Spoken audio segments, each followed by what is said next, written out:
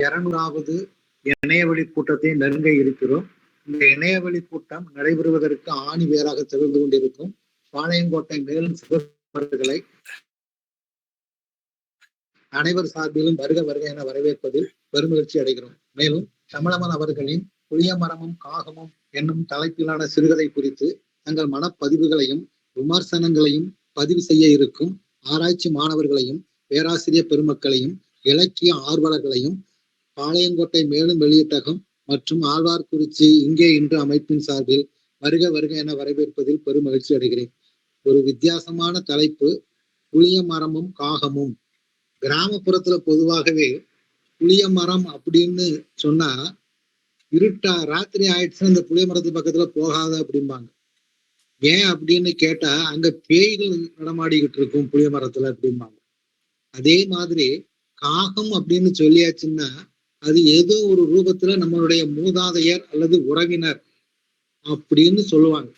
அப்ப இந்த கதைக்கு புளிய மரமும் காகமும் அப்படின்னு பேர் வச்சிருக்கத பார்க்கும் பொழுது இந்த உரையாசிரியரின் மனதில் பேயாட்டம் ஏதோ ஒன்று இந்த கதையில் நடமாடுவது போலவும், அந்த பேயாட்டம் ஆடுகின்றதை மூதாதையர் சார்பில் அல்லது உறவினர்கள் சார்பில் யாரோ வந்து அவருடைய அந்த இடத்தை நிரப்புவது போலவும் இந்த சிறுகதை செல்கிறதோ என்று என் மனதில் தோன்றுகிறது. அதோடு மட்டுமல்லாது தமிழகத்தில் வெவ்வேறு மாவட்டங்களில் பேசக்கூடிய பேச்சு வழக்கையும் அதில் இந்த சிறுகதையில் அவர் குறிப்பிடுகிறார். உதாரணமாக 1982 வருஷம் நான் மேற்படிப்புக்காக திருச்சி சென்றிருந்த போது திருநெல்வேலி பேச்சை பேசினப்ப அங்க உள்ள யாருக்குமே தெரியல நீங்க என்ன மொழி பேசுறீங்கன்னு கேட்க ஆரம்பிச்சிட்டாங்க.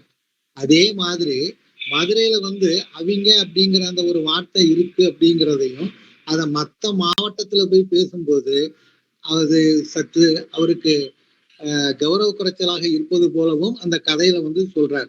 அது போலவே அவருடைய மன ஓட்டம் எப்படி இருக்கு அப்படின்னு கேட்டீங்கன்னா பழைய நினைவுகள் ஓடிக்கிட்டே இருக்கு. அந்த பழைய நினைவுகளை ஓட்டமாக வைத்துக்கொண்டே இந்த கதையை நகர்வது போல் இருக்கிறது. பெரிய ஆளா வந்தாரு. பெரிய ஆளா வந்ததுக்கு அப்புறம் திருப்பி ஏதோ அந்த ஏற்கனவே படித்த கல்லூரியில படித்த ஒரு சாரதா கேண்டீன் ஒரு கேண்டீன் வச்சுக்கிட்டாங்க. மதுரை சைட்ல பொதுவாகவே இந்த பன் பட்டர் அத இந்த தோசை சுடக்கூடிய கல்ல போட்டு அருமையா கொடுப்பாங்க. அதை நம்ம சாப்பிட்டுருக்கிறோம், நாங்களும் சாப்பிட்டுருக்கிறோம். அந்த மாதிரியான ஒரு உணவை ஒரு விரும்பி சாப்பிடுவது போலவும், அந்த உணவை விரும்பி சாப்பிட்ட ஒரு பெண் ஏதோ ஒரு கடற்கரையில் இருக்கும் பொழுது நீங்கள் அந்த உணவை விரும்பி சாப்பிடுவீங்கன்னு சொல்லியும் அது அவருடைய திருமணத்தில் முடிந்ததாகவும், அந்த திருமணம் முடிந்த ஒரு வருடத்தில் அல்லது ஏதோ ஒரு தலைப்பிரசவம், ஒரு வருடம் என்று சொல்லவில்லை, தலைப்பிரசவத்தில் அந்த அவள் இறந்து விட்டதாகவும் அதை கதையை முடிக்கிறார். அப்போ இந்த இடத்துல பூராவுமே நான் எப்படி பாக்குறேன் அப்படின்னு கேட்டீங்கன்னா இந்த புளிய மரம் அப்படின்னு கொடுத்திருக்கிறதுல இந்த பேய்கள் நடமாடுங்கிறத மாதிரி இவருடைய நினைவுல வந்து பழைய எண்ணங்கள், தேவையில்லாத எண்ணங்களை தன் மனதில் போட்டு உருட்டி கொண்டு இருக்கிறாரோ என்ற எண்ணமும், அதற்கு அடுத்தாக்க இவர் ஏதோ ஒரு தம்பி வீட்டுக்கு போறது மாதிரியும் அந்த தம்பி வீட்டுல போய் ஏதோ ஒரு 10 நாள் இருந்துட்டு வர்றது மாதிரியும் காட்டுறது மூதாதையர் அல்லது காகம் இதை குறிப்பது போலவும் எனக்கு தோன்றுகிறது. மற்ற பதிவாளர்களின் மனப்பதிவினையும் நான் கேட்க ஆவலாக உள்ளேன். தகவல் பரிமாற்றங்களுக்காக இந்த அமர்வானது பாளை மேலும் சிவசு அவர்களிடம் ஒப்படைக்கப்படுகிறது. 200வது நிகழ்வினை நெருங்கி கொண்டிருக்கக்கூடிய புதன்கிழமை தோறும் வாரந்தோறும் இந்த நிகழ்ச்சி தொடர்ந்து எந்தவிதமான நிறுத்தல்களும் இல்லாமல் நடைபெறுவதற்கு ஒரு முன்மாதிரியாக இருக்கக்கூடிய திருநெல்வேலி மாவட்டம் திருவள்ளுவர் கல்லூரியினுடைய முன்னாள் முதல்வரும் அக்கல்லூரியின் இந்நாள் நிர்வாக அதிகாரியுமான ஆழ்வார்குறிச்சி இங்கே இன்று இலக்கிய அமைப்பினுடைய பொறுப்பாளர் முனைவர் சுந்தரம் அவர்களே, இந்த நிகழ்ச்சியில் அந்தோணிராஜ், சண்முகம், ரமேஷ் மட்டக்களப்பிலிருந்து ஃபாத்திமா, மணிமுத்தாறு பக்கத்திலே இருந்து வளர்மதி, சேவியர் கல்லூரி பேராசிரியர் அந்தோணி ராஜ், சண்முகம், இன்னும் பலர் நிகழ்ச்சியிலே கேட்கவும் அந்த உரையாடல்களில் பங்கு பெறவும் இருக்கிறார்கள். நாம குறைந்த எண்ணிக்கையிலேதான் இந்த நிகழ்வினை தொடங்கிக் கொண்டிருக்கிறோம் என்று சொன்னால், இந்த நிகழ்வானது பங்கேற்கக்கூடியவர்களை பொறுத்தவரையிலே ஒரு தீவிரமான இலக்கிய போக்கு உருவாக வேண்டும் என்கின்ற பின்புலம் கொண்டவர்கள்தான் இந்த நிகழ்விலே பெரும்பான்மையோடு இருக்கிறார்கள். உதாரணத்திற்கு நான் ஏற்கனவே சொன்ன மாதிரி திருவள்ளுவர் கல்லூரியினுடைய இன்றைய நிர்வாக அதிகாரியான முனைவர் சுந்தரம் அவர்கள் இயற்பியல் துறை சார்ந்தவர்கள். ஆனால் தமிழவன் மாதிரியான சோதனா பூர்வ அவர்கள் படைத்திருக்கக்கூடிய எழுத்துக்கள் இன்றைய இளைய உலகத்திலேயும் பரவ வேண்டும் என்பதற்காக இறந்து போனவன் பேசிக்கொண்டே இருந்தான் என்கின்ற அந்த சிறுகதை தொகுப்பை ஒரு 25 பிரதிகள் வாங்கி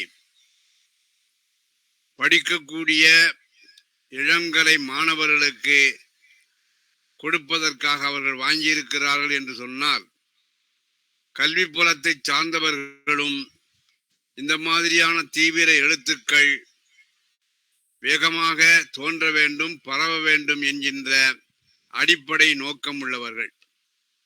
நான் ஏற்கனவே சொன்னேன், இலக்கிய புலம் சார்ந்த எழுத்துக்கள் கல்வி புலத்தாரால் மேற்கொள்ளப்படுகிற போது அது சென்று சேர்கிற பரப்பளவானது மிக விரிவாகவும் இருக்கும். அதே சமயத்தில் ஒரு 25 ஆண்டுகளுக்கு முன்னாலே நடந்தவையும் 25 ஆண்டுகளுக்கு பின்னாலே இருக்க வேண்டிய இலக்கிய போக்குகளையும் இந்த கல்வி புலம் சார்ந்தவர்கள் அதிலே மேம்பட்டவர்களாக இருப்பார்களே ஆனால் உறுதியாக அமைப்பார்கள் என்பதற்கு. ஆகவே தீவிரமான எழுத்துக்கள் எல்லாம் கல்வி புலம் சார்ந்தவரிடம் சேர வேண்டும் என்கின்ற அடிப்படை நோக்கம் இங்கே நிறைவேறி கொண்டிருக்கின்றது. நானும் தமிழவன் அவர்களும் நடத்திய மேலும் என்று சொல்லக்கூடிய காலாண்டு இதழனுடைய அடிப்படை நோக்கமே இலக்கிய புலத்தையும் கல்வி புலத்தையும் எதிர் துருவங்களாக பார்க்கக்கூடிய ஒரு சூழ்நிலை மாறி இரண்டும் பக்கத்திலே அருகருகே வர வேண்டும் என்கின்ற நோக்கம்தான்.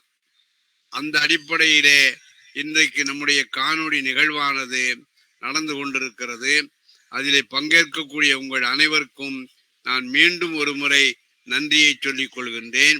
புதிதாக வரக்கூடியவர்கள் முதலிலே ஓரளவுக்கு ஒரு திகைப்பு ஊட்டக்கூடிய தன்மையிலே நம்முடைய உரைகள் அமைந்திருந்தாலும் கூட அதிலே பங்கேற்கக்கூடிய காலமானது மெல்ல மெல்ல செல்ல செல்ல நாமும் அதற்கு பழக்கப்பட்டவர்களாக ஆகிவிடுவோம். அந்த தன்மையிலே நீங்கள் அனைவரும் வந்திருக்கின்றீர்கள். இந்த நேரத்தில் சில தகவல் பரிமாற்றங்கள் என்று சொன்னார்கள். ஒன்று இரண்டை நான் சொல்லிவிட வேண்டும் என்று நினைக்கின்றேன். முதலாவதாக, நாம தொடர்ந்து 3 ஆண்டுகளுக்கு மேலாக தமிழவனுடைய சிறுகதைகள், நாவல்கள், விமர்சன கட்டுரைகளை பற்றி தொடர்ந்து நடத்தி கொண்டிருக்கின்றோம். புதன்கிழமை வாரந்தோறும் அவருடைய சீரிய இலக்கிய பங்களிப்பை நினைவு கூர்ந்து இன்றைக்கு சென்னையிலே இருக்கக்கூடிய ராணி சீதையம்மாள் மண்டபத்திலே உச்ச நீதிமன்றத்தினுடைய நீதி அரசராக விளங்கக்கூடிய நீதியரசர் மகாதேவன் அவர்களுடைய தந்தையார் நடத்திய முண்டில் என்று சொல்லக்கூடிய இதழும் முண்டில் இலக்கிய அமைப்பும் வருடந்தோறும் 2 இலக்கிய பணியாளர்களுக்கு 1,00,000 ரூபாய் விருதுகள் வழங்கி சிறப்பிப்பார்கள். அந்த அளவிலே இன்றைக்கு ராணி சீதையம்மாள் மண்டபத்திலே தமிழவன் அவர்களும் அவரோடு இணைந்து பதிப்பகத்திலேயும் இசைத்துறையிலேயும் ஈடுபட்டு கொண்டிருந்த திருநாவுக்கரசு அவர்களும் இந்த விருதினை பெறுகிறார்கள். இப்பொழுது பெற்றிருப்பார்கள். ஏற்புரையாக அவர்கள் ஒருவேளை பதில் சொல்லி கொண்டிருக்கலாம். ஒன்று. இரண்டாவதாக, நம்முடைய இந்த நிகழ்வுகளின் சார்பாக விருதுகளை பெறக்கூடிய தமிழவன் அவர்களுக்கும் திருநாவுக்கரசு அவர்களுக்கும் நல்ல படைப்பாளிகளை, விமர்சகர்களை அல்லது இலக்கிய செயல்பாட்டாளர்களை தேர்ந்தெடுத்து முறையாக நல்ல முறையிலே விருதுகளை கொடுக்கக்கூடிய உச்ச நீதிமன்றத்தினுடைய நீதியரசர் மகாதேவன் அவர்களுக்கும் என்னுடைய நன்றியை சொல்லிக் கொள்கின்றேன். விருதாளர் தமிழவன் அவர்களுக்கும் வாழ்த்தினை சொல்லிக் கொள்கின்றேன். இரண்டாவதாக வரக்கூடிய செய்தி, ஒரு 2-3 மாதங்களுக்கு முன்னாலே தமிழவனுடைய இலக்கிய செயல்பாடுகளை பாடுபொருளாக பேசுபொருளாக கொண்டு டில்லியிலே அமைந்திருக்கக்கூடிய ஜவஹர்லால் நேரு பல்கலைக்கழகத்தினுடைய சிறப்பு நிலையாகும் தமிழ்துறையானது ஒரு காணொளியின் கருத்தரங்கினை நடத்தியது. அந்த கருத்தரங்கிலே உரையாக பேசிய பேச்சுக்களுடைய எழுத்து வடிவம் இப்பொழுது நூலாக வந்திருக்கின்றது. அதுதான் கோட்பாடு, திறனாய்வு, திறனாய்வாளர் என்று சொல்லக்கூடிய இந்த தொகுப்பு. இந்த தொகுப்பிலே பல பேர் தமிழகத்தை சார்ந்திருக்கக்கூடிய டெல்லியில் இருக்கக்கூடிய பேராசிரியர் பெருமக்களும் இணைந்து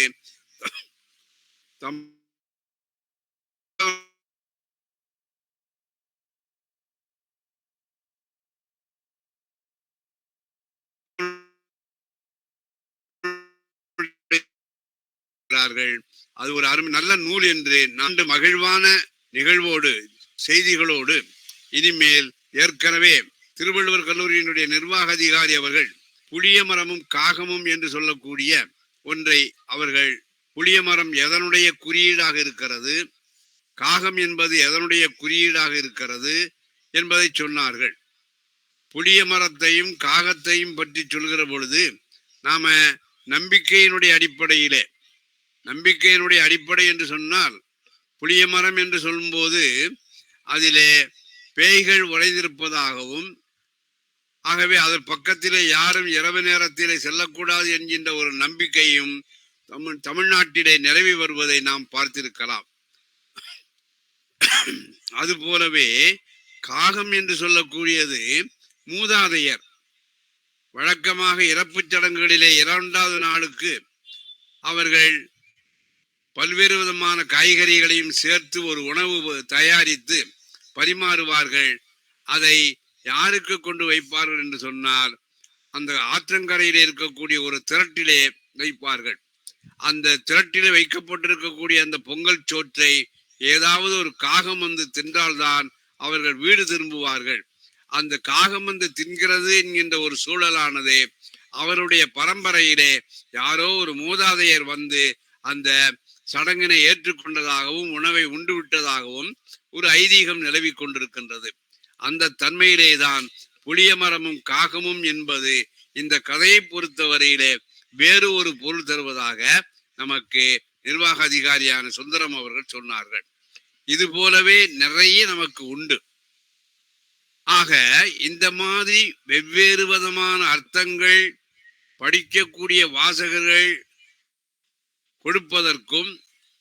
கொடுப்பதற்கு வாய்ப்பாக அந்த பிரதிகள் இருப்பதற்கும் நம்முடைய காணொளி நிகழ்விலே நடந்திருக்கக்கூடிய தமிழவனுடைய கதை பிரதிகள் அல்லது விமர்சனங்கள், நாவல்கள் அடிப்படையாக அமைந்திருக்கின்றன. ஆக இதுக்கெல்லாம் அடிப்படையாக இருக்கிறது என்ன அப்படிங்கிறத நீங்க பார்த்தாச்சுன்னு சொன்னா, வாசக எதிர்வினை என்பது ஆகும். ஆகவே ஒரு 10 நிமிடம் இந்த வாசக எதிர்வினை என்பது என்ன என்பதை மேல்நாட்டு சிந்தனையாளர்களுடைய கருத்துக்களோடு நம்முடைய தமிழ் இலக்கணியாக இருக்கக்கூடிய தொல்காப்பியம் சொல்லக்கூடிய அந்த வாசக எதிர்வினை கோட்பாட்டுக்கு சமமாக நிகராக இருக்கக்கூடிய சில செய்திகளையும் நாம் பார்த்து கொள்ள வேண்டும். இதற்கு முன்னாலே ஒரே ஒரு அடிப்படை செய்தி நான் ஏற்கனவே சொல்லி இருக்கலாம். வாசக எதிர்வினை கோட்பாடு என்பது பெர்டினண்ட் டி சசூர் என்பவர் மொழி குறித்த வேறு ஒரு புரிதலை நமக்கு சொல்லிய பின்தான். அதற்கு முன்னாலே நாம மொழினா என்ன நினைச்சுக்கிட்டு இருந்தோம்னு சொன்னா, நம்ம மனதில் இருக்கக்கூடிய கருத்தை வேறு ஒருவருக்கு சொல்வதற்கு ஒரு கருவியாக இருக்கிறது என்று ஒரு அடிப்படையான புரிதலை சசூருக்கு முன்னாலே வந்திருக்கக்கூடிய மொழியியல்வாதிகள் முன்வைத்தார்கள். ஆனால் சசூர் என்ன சொன்னார்னு சொன்னா, மனித குலத்திற்கு அவர்கள் பேசக்கூடிய மொழிதான் எல்லாமே. மொழி என்பது ஒரு அடையாளம். ஆக முன்னாலே மொழியை பற்றி மொழியியலால் சொல்லியிருக்கக்கூடிய கருத்தும் சசூர் சொன்னதற்கு அப்புறம் மொழியை பற்றிய கருத்தும் முற்றிலும் வேறுபட்டதாக இருக்கிறது. அப்போ சசூருடைய மொழியியலை தொடர்ந்து லெவிஸ்ட்ராஸ் போன்றவர்கள், ரோமன் யாக்கப்சன் போன்றவர்கள் அதனை மேலும் வளர்த்தெடுத்தார்கள். ஆனால் வாசக எதிர்வினை என்பதை யார் முதலாக நமக்கு இலக்கிய விமர்சன களங்களிலே கொண்டு வந்தார்கள் என்று சொன்னால், ரோலான் பார்த் என்று சொல்லக்கூடிய ஒருவர் கொண்டு வந்தார். ரோலான் பார்த் அதற்கு முன்னாலே சசூருடைய சில கருத்துக்களை ஏற்றாலும் மேலும் விரிவாக்கம் செய்தார். அவர் 2 விதமான சொல் ஆடல்களை முன்வைக்கின்றார். ஒன்று புக்கு என்பது BOOK புக்கு என்பது, இன்னொன்று TEXT டெக்ஸ்ட் என்பது. புக்கு என்பதற்கும் டெக்ஸ்ட் என்பதற்கும், புக்கு என்பதை நாம புத்தகம் நூல் என்று எடுத்துக்கொண்டால், டெக்ஸ்ட் என்பதை பணுவல் அல்லது பிரதி என்று எடுத்துக்கொள்ளலாம். இப்ப இந்த புத்தகத்துக்கும் பிரதிக்கும் என்ன வேறுபாடு என்று சொன்னால், புத்தகம் என்பது நீள அகல கன பரிமாணம் என்று சொல்லக்கூடிய 3 பரிமாணங்களை கொண்டது. அதிலே ஒற்றை அர்த்தத்தை தான் அவர்கள் பார்ப்பார்கள். ஆனால் பிரதி என்பது ஒரு திறந்த நிலையிலே ஆனது. திறந்த நிலை என்று சொல்கிற பொழுது அதில் இருக்கக்கூடிய, அது உரைநடையில இருக்கக்கூடியதாக இருந்தாலும் சரிதான், செய்யுள் கவிதை வடிவத்திலே இருந்தாலும் சரிதான், அந்த ஊடக மொழியினால் ஆக்கப்பட்ட அந்த டெக்ஸ்ட் என்று சொல்லக்கூடிய பிரதி படிக்கக்கூடிய வாசகனுக்கு திறந்த புத்தகமாக வெவ்வேறு விதமான அர்த்தங்களை கொடுக்கும். வாசகன் ஒரு பிரதியை அணுகுகிற பொழுது அது பல்வேறு விதமான அர்த்த தளங்களை அவனுக்கு பிரித்து போடுமையானால் அதனை பணுவல், பிரதி, டெக்ஸ்ட் என்று சொல்வார்கள். மாறாக வாசகனுக்கு ஒரே ஒரு ஒற்றை அர்த்தத்தை தான் தருமையானால் அதை புக் BOOK புக் புத்தகம் என்று சொல்வார்கள்.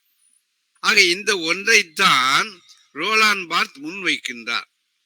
அந்த அளவிலேதான் தமிழவனுடைய சிறுகதைகளோ அல்லது அவருடைய நாவல்களோ அல்லது அவருடைய கவிதைகளோ ஒற்றை ஏகத்துவம் என்கின்ற அர்த்த தளத்திலே இருந்து மாறி பின்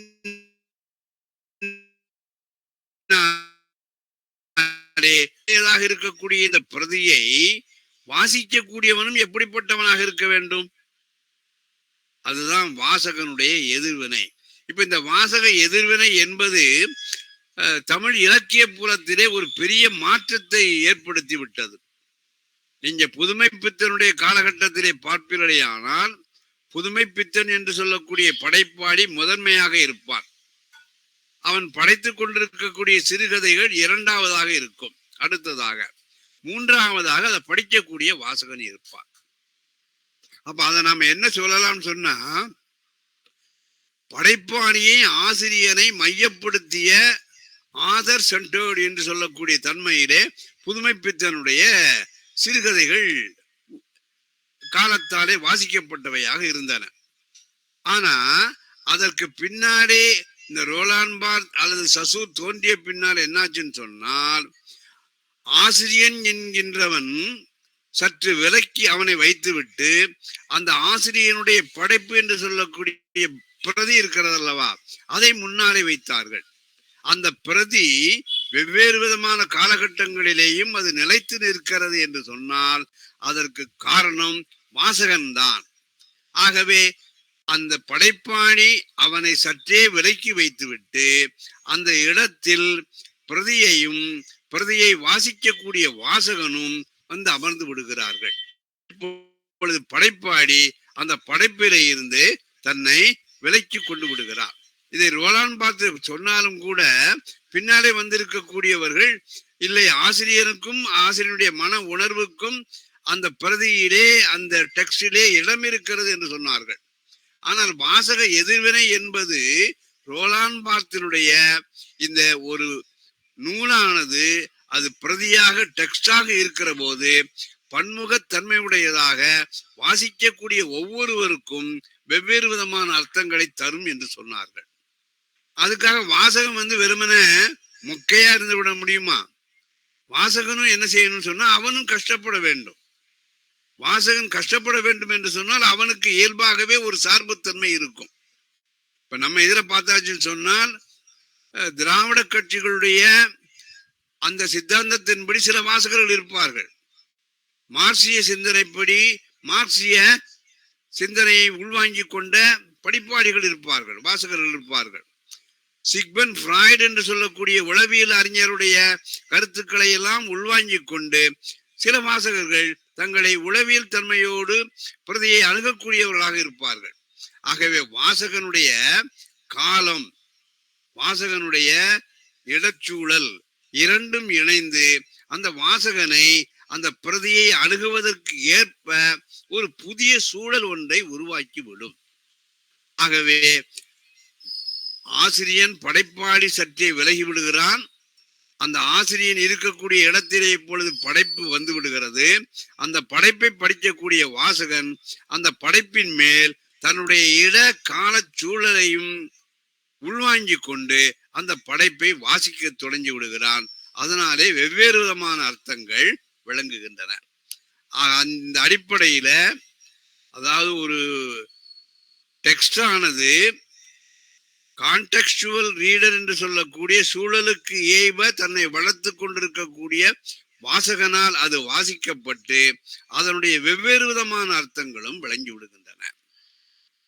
இதைத்தான் நம்ம மேல்நாட்டு ரோலான் பார்த் போன்றவர்களில் இருந்து இன்றைக்கு இருக்கக்கூடிய யூலியா கிறித்தேவா வரைக்கும் வாசக எதிர்வினை என்கின்ற ரோலான் பார்த்தினுடைய அந்த அடிப்படையான கோட்பாட்டை முன்வைத்து கொண்டு ஒவ்வொருவரும் வெவ்வேறு விதமாக வாசிக்க தொடங்கி விடுகிறார்கள்.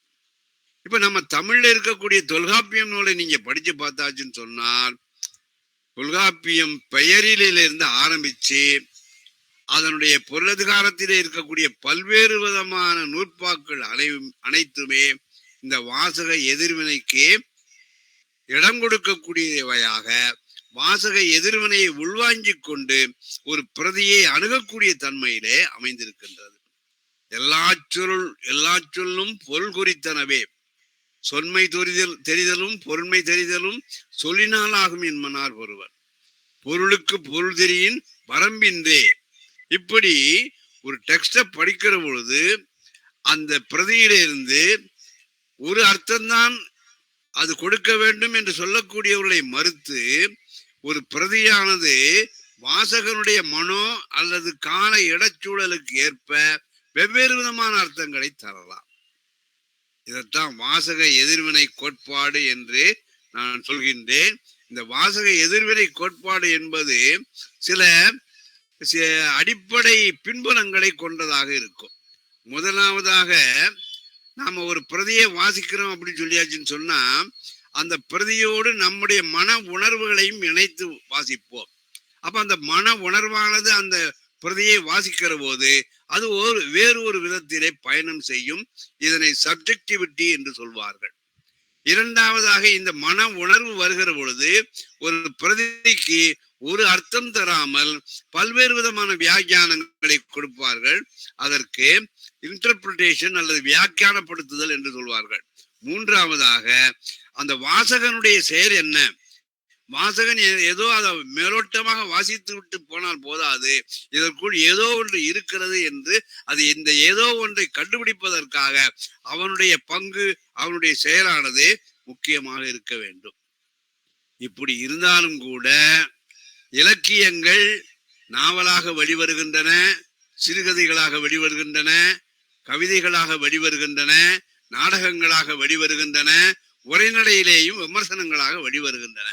ஆகவே இலக்கிய வகைமைகளுக்கு ஏற்ப வாசகனுடைய எதிர்வினையும் வெவ்வேறு விதமாக இருக்கும். அப்போ இதையெல்லாம் பார்க்கறதுக்கு நம்ம என்ன தேவை நமக்கு இருக்குன்னு சொன்னால், வரலாற்று சூழல் நமக்கு அவசியம் தெரிய வேண்டும். ஒரு பிரதி எழுந்திருக்கிறது என்று சொன்னால் அந்த பிரதி எழுதப்படுவதற்கான அந்த வரலாற்று சூழல் என்னவாக இருக்கிறது?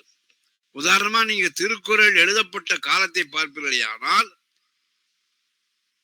அதாவது எந்த விதமான மத சார்பும் இல்லாத ஒரு காலத்திலே புத்த மதமும் சமண மதமும் தமிழகத்திற்குள் நுழைகின்ற பொழுது அவர்கள் சொல்லி இருக்கக்கூடிய சில சிந்தனைகள் அந்த திருவள்ளுவத்திலேயே நாம பொதிந்தது.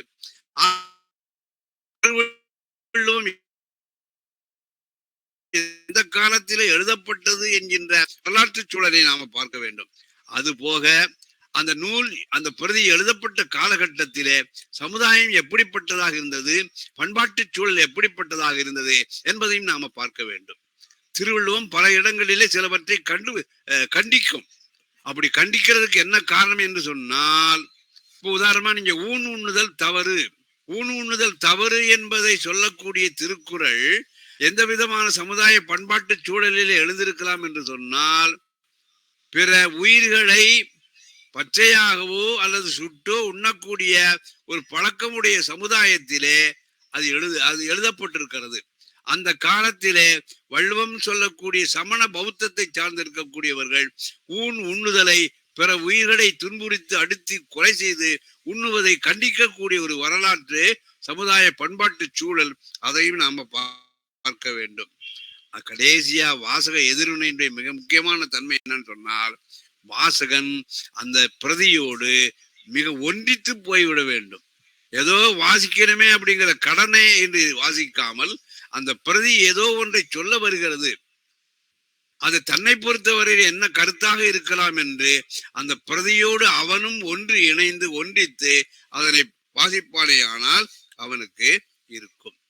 அப்ப இதுக்கு நாம என்னெல்லாம் செய்யலாம் அப்படின்னு சொன்னா, அந்த பிரதியில நிறைய மௌனங்கள் இருக்கலாம், நிறைய இடைவெளிகள் இருக்கலாம். அந்த மௌனங்களையும் இடைவெளிகளையும் நாம கண்டுபிடிக்க வேண்டும். கண்டுபிடிச்சாச்சுன்னு சொன்னா அந்த மௌனங்களையும் இடைவெளிகளையும் நாம நிரப்புகிற போது நமக்கான ஒரு அர்த்தத்தை அது தரும். ஆகவே அந்த பிரதியில எங்கெங்கு மௌனங்கள் இருக்கின்றன, எங்கெங்கு இடைவெளிகள் இருக்கின்றன என்பதை, ஏன்னா பிரதி அப்படியே ஒரு நேர்கோட்டு தன்மையிலே போகாது. திடீர்னு ஒண்ணு சொல்லும், திடீர்னு ஒண்ணு வேற இடத்துக்கு போகும். அந்த தன்மையில அங்கு ஏதோ ஒரு மௌனமான ஒரு இடம் இருக்கிறது, ஒரு இடைவெளி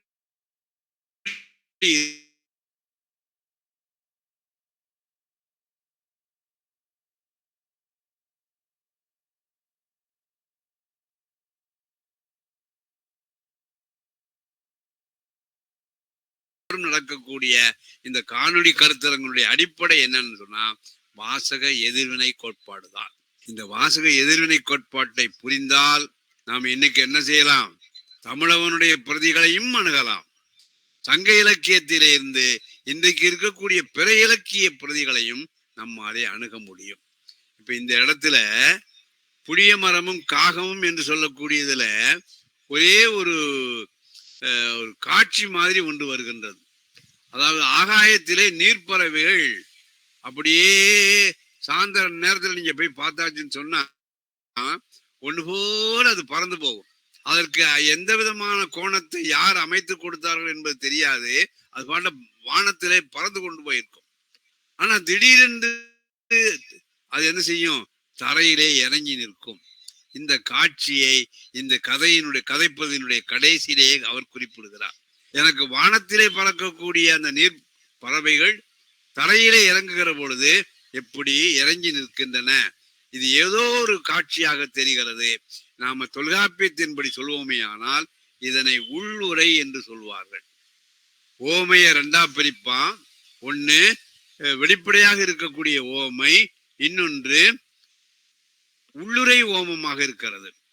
உள்ளுரை ஓமம் என்பதற்கு தொல்காப்பியம் என்ன விளக்கம் சொல்லுவோம்னா, அந்த காட்சியை படிக்கிற பொழுது இந்த காட்சி வெறுமனே ஒரு காட்சி அல்ல, மாறாக வேறு ஏதோ ஒரு பொருளை உணர்த்தக்கூடிய ஒன்று. உள் உறுத்து இதனோடு ஒத்து பொருள் முடிகன சொல்வது உள்ளுரை ஓமம் என்று தொல்காப்பியம் நமக்கு சொல்லும். அந்த மாதிரி வானத்திலே பறக்கக்கூடிய நீர்ப்பறவைகள் தரையிலே இறங்குகிற போது வேறு ஏதாவது ஒரு உள்ளுரை ஓமமாக இந்த கதைக்கு சொல்லியிருக்கலாமோ? ஏனென்றால் என்னுடைய அடிப்படை தொல்காப்பியம் இன்றைக்கு மேலை நாட்டு சிந்தனைவாதிகள் இலக்கிய அணுகுமுறைகளை வெவ்வேறு விதங்களிலே வைக்கிறார்களோ அதே மாதிரி ஒரு 2000 ஆண்டுகளுக்கு முன்னாலே தொல்காப்பியம் என்று சொல்லக்கூடிய எழுத்ததிகாரம், சொல்லதிகாரம், பொருளதிகாரம் என்று சொல்லக்கூடியதுல எழுத்ததிகாரம் செய்யுளிலே பயன்பட வேண்டிய எழுத்துக்களை பற்றியும் செய்யுளிலே பயன்படக்கூடிய சொல்களை பற்றி சொல்லதிகாரமும், பொருளதிகாரம் என்பது செய்யுளிலே கவிதையிலே அமைந்திருக்கக்கூடிய பேசுபொருளை பாடுபொருளை பற்றியும் சொல்வதாக நினைத்து கொண்டு அந்த தொல்காப்பியம் நமக்கு நிறைய இந்த வாசக எதிர்வினை கோட்பாட்டையும் மேற்கத்திய சிந்தனாவாதிகள் இன்றைக்கு முடிந்திருக்கக்கூடிய அனைத்தையும் அவை உள்ளடக்கி கொண்டிருக்கின்றது. ஆனால் அப்படியே தொல்காப்பியம் சொல்லியிருக்கிறது என்று பெருமிதம் கொள்ளாமல் இன்றைய சூழலுக்கு ஏற்ப அதனை நாம் வளர்த்தெடுக்க வேண்டும். அப்படி வளர்த்தெடுக்கக்கூடிய ஒரு தன்மையிலே தான் தொல்காப்பிய பொருளதிகாரத்தை திணை கோட்பாடு என்கின்ற பின்புலத்திலே நான் அணுகுவேன். ஆகவே இந்த வாசக எதிர்வினை கோட்பாடும் நீங்க முன்னம் என்று சொல்லக்கூடிய ஒன்றை வைத்து பார்ப்பீர்களேயானால், நான் சொன்ன இந்த வாசக எதிர்வினை கோட்பாடு அது முழுக்க முன்னத்தினுடைய ஒரு பின்புலமாகவே இருக்கும். அதனால ஒவ்வொரு வார்த்தையும் நமக்கு என்ன ஆகுதுன்னு சொன்னால், காலமோ களனோ முன்னமோ இப்படி செய்யுளுடைய உறுப்புகள் சொல்றார் இல்லையா, அது ஒவ்வொன்றுமே இலக்கிய வகைமைகளை அணுகுவதற்கு 2000 ஆண்டுகளுக்கு முன்னாலே தொல்காப்பியம் நமக்கு வகுத்து தந்திருக்கிறது. இன்றைய காலச்சூழலுக்கு ஏற்ப நாம் என்ன செய்யணும், அதை பொருத்தி விரித்து விவரிக்க வேண்டிய கடமை நமக்கு இருக்கிறது என்று சொல்லி ஒரு வாசக எதிர்வினை என்பதை பற்றிய ஒரு முன் அறிமுகமாக உங்களுக்கு சொன்னேன். இனிமேல் புளிய மரமும் காகமும் என்கின்ற இந்த தலைப்பை பற்றி நம்முடைய பங்கேற்பாளர்கள் அதை பற்றி விவரிக்க வருகிறார்கள். முதலில் நான் என்ன கேட்கிறேன் அப்படின்னு சொல்லியாச்சுன்னு சொன்னா, மட்டக்களப்பை சார்ந்திருக்கக்கூடிய பாத்திமா அவர்கள் இந்த கதையை வாசிப்பார்கள். ஏனென்றால் அவர்கள் கடந்த 2 மாதங்களாக தொடர்ந்து நம்முடைய தமிழவனுடைய சிறுகதைகளை படித்து அவதானித்து வந்திருக்கிறார்கள். இந்த புளிய மரமும் காகமும் என்ற கதையை படித்தவுடனேயே பாத்திமா என்று சொல்லக்கூடிய வாசகிக்கு என்ன மாதிரியான எதிர்வினை அல்லது என்ன மாதிரியான சந்தேகங்கள் அவர்களுக்கு எழுந்தன என்பதை நம்மோடு முதலிலே அவர்கள் பகிர்ந்து கொள்வார்கள். அப்படி பகிர்ந்து கொள்ளும்படியாக பாத்திமா அவர்களை நான் முதலில் கேட்டுக்கொள்கிறேன். வணக்கம் ஐயா. சொல்லுங்க. இந்த புளிய மரமும் காகமும் என்ற சிறுகதையை வாசிச்ச நேரம் எனக்கு அந்த ஷாப்பிங் காம்ப்ளெக்ஸில் உள்ள செஃப் சாரதா கென்டினை நன்கு அறிஞ்ச ஒருவரை இருக்கணும்னு சொல்லி தோணுச்சு. கொண்டு அந்த சொந்தக்காரரை இருக்கலாம், இல்லை அந்த கல்லூரியில் ஏற்கனவே படிச்ச ஒரு ஆளா இருக்கலாம்னு சொல்லி ஒரு தோணுச்சு. இன்னொன்று, மனைவி மணமலர் ஐன்ஸ்டைனை கல்லூரி காலத்தில் ஒரு தலையா காதலிச்ச ஒருவர் இருப்பாரோ சொல்லி ஒரு ஐடியா ஒன்று வந்துச்சு. இந்த ரெண்டும் எனக்கு வந்த. உங்களுடைய மனதிலே இந்த கதைப்பிரதியானது தோற்றுவித்த கருத்து என்று அவர்கள் சொன்னார்கள். இந்த கதையிலே வரக்கூடிய சம்பவங்களை இன்றைக்கு காலையிலே BSNL பொறியாளராக இருக்கக்கூடிய பாப்பையா அவர்கள் என்னிடத்து கதைத்தார்கள் என்று சொல்லக்கூடியது ஈழத்து தமிழ் தான். என்னோடு உரையாடினார்கள். நாங்க எல்லாருமே சவேரியார் கல்லூரியிலே பழைய மாணவர்கள். அந்த பழைய மாணவர்களாக இருக்கக்கூடியவர்கள் பெரும்பாலும் இதுல வரக்கூடிய அந்த கேண்டீனோடு அந்த கேண்டீனை நினைக்காமல் போக முடியாது. அதை பற்றி பாப்பையா அவர்களுக்கு தெரியும், அந்தோணிராஜ் அவர்களுக்கு தெரியும். இந்த கல்லூரியிலே ஒரு 30-40 ஆண்டுகளுக்கு முன்னாலே படித்தவர்கள் அந்த கேண்டீனிலே தான் பல்வேறு விதமான முடிவுகளை எடுத்திருப்பார்கள். உதாரணமாக நான் உன்னை சொல்லிக்கிறேன். 1965-68களுக்கு பின்னாலே தமிழ்நாட்டிலே இந்திய எதிர்ப்பு போராட்டம் என்று ஒன்று நடந்தது. அந்த இந்திய எதிர்ப்பு போராட்டம் மறுநாள் எப்படி நடக்க வேண்டும் என்பதை திட்டமிடுவதற்கு பக்கத்திலே வேறொரு ஆண்கள் கல்லூரி இருக்கிறது, இங்கே ஒரு ஆண்கள் கல்லூரி இருக்கிறது. இப்படி கல்லூரி மாணவர்கள் எல்லாம் அடுத்த நாள் இந்திய எதிர்ப்பு போராட்டத்தை எந்த முறையிலே நடத்தலாம் என்று திட்டமிடுவதற்கு ஒரு கூடக்கூடிய இடமாக அந்த கேண்டீன் என்ற ஒன்று இருந்தது என்பதை இப்பொழுது நான் நினைத்து பார்க்கின்றேன். இது பற்றிய முழு விவரங்களை நம்ம பாளையங்கோட்டை பகுதியிலே இருக்கக்கூடியவர்கள் உணர்வார்கள். இந்த புளிய மரமும் காகமும் என்று சொல்லக்கூடிய இந்த கதைப்புறதி அவருடைய உள்ளத்திலே என்ன மாதிரியான நினைவுகளை ஏற்படுத்தியது என்பதை இப்பொழுது அந்தோணிராஜ் அவர்கள் முதலாக நமக்கு விளக்க வருகிறார்கள். ஐயா சார், நான் ஒரு நிமிஷம் ஐயா குறுக்கிடுறேன். ரமேஷ் ரமேஷ் நீங்க சொல்லணுமா? ரமேஷ் சொல்லுங்க. கொஞ்சம் ஒரு வேலை இருக்கு. நான் கொஞ்சம் இந்த கதையை படிச்சேன் ஐயா. படிக்கும்போது படிப்புக்காக வெளியூர்ல இருந்து ஒரு இடத்துக்கு இடம்பெயர்ந்து வந்தது. எனக்கு இந்த கதைக்களமானது இப்படி பாளையங்கோட்டையை சுத்தி இருக்கிறது மாதிரியே இருந்துச்சு. ஏன்னா நானும் 40 ஆண்டு காலமாக பாளையங்கோட்டையில வெளியூர்ல இருந்து என்னுடைய ஊர்ல இருந்து. ஐயா கேக்குதா? கேக்குது. நான் சங்கரங்கோயில் பக்கத்துல இருக்கக்கூடிய குறுக்கல்பட்டி என்ற ஒரு கிராமத்திலிருந்து படிப்புக்காக பாளையங்கோட்டைக்கு எங்களுடைய தாய் மாமா என்னைய இந்த பாளையங்கோட்டையில படிக்கணும்னு சொல்லிட்டு ஒரு 10-20 மாணவர்களை எங்க ஊரை சுத்தி இருக்கக்கூடிய மாணவர்களை அழைச்சிட்டு வந்து நாங்கெல்லாம் காலையில 6 மணிக்கு ஒன்று போல பஸ்ல ஏற்றி விடுவாங்க. 5:30 மணிக்கு ஒரு பஸ், மீரான்னு ஒரு பஸ் வரும், அந்த பஸ்ல ஏற்றி விடுவாங்க. எல்லாரும் சேர்ந்து பாளையங்கோட்டையில் வருவோம். ஜான்ஸ் ஸ்கூல்னு ஒரு பெரிய ஸ்கூலு, அந்த ஸ்கூல்ல படிச்சாலே பேரு அப்படிம்பாங்க. அந்த ஸ்கூல்ல அப்படி ஒன்று போல வந்து ஒன்று போல சனிக்கிழமை விடுமுறை நாட்கள்ல அப்படி போவது உண்டு. அதுக்கப்புறம் அதை சுத்தி இருக்கக்கூடியது அந்த பாளையங்கோட்டை அந்த ஜான்ஸ் ஸ்கூலு பக்கத்துல ஜான்ஸ் காலேஜ் இருக்கு, சென்ட் சேவியர்ஸ் காலேஜ் இருக்கு, ஜென்ட் சேவியர்ஸ் ஸ்கூல் இருக்குது, இக்னேசியஸ் மகளிர் படிக்கக்கூடிய கல்லூரி இருக்குது, இக்னேசியது SCC இருக்கு. இதெல்லாம் அந்த கதையை படிச்சுக்கிட்டே இருக்கும்போது எனக்கு மலரும் நினைவுகள் அப்படியே சுத்திக்கிட்டே வந்துச்சு. அப்போ நான் கல்லூரியில நான் ஹாஸ்டல்ல தங்கி படிக்கும்போது எனக்கு வந்து இந்த ஆப்பம் வந்து எனக்கு சாப்பிட்றதுல ஆப்பம் ரொம்ப பிடிக்கும். அந்த ஆப்பம் பிடிக்கிறதுக்கான காரணம் என்ன, நான் OMCன்னு சொல்லி ஒரு ஹாஸ்டல் சமாதானபுரம் பக்கத்துல தங்கி இருந்து படித்தேன். அப்போ அந்த ஹாஸ்டல் பக்கத்துல இந்த ராம் பாப்புலர் பஸ் கம்பெனின்னு ஒரு பஸ் கம்பெனி ஐயா கூட தெரியும்னு நினைக்கிறேன். அப்போ அந்த கம்பெனி பக்கத்துல ஒரு சின்ன கேண்டீன் ஒருத்தர் வச்சிருப்பாரு. அந்த கேண்டீன் அவரு ஒரு பாய், ஒரு முஸ்லீம் தான். அவர் இப்போ அந்த கேண்டீன் இல்லை, அந்த பஸ்ஸும் பெருசா போகல. எனக்கு நல்ல நினைவு இருக்குது, 60 பைசா அந்த ஆப்பம்.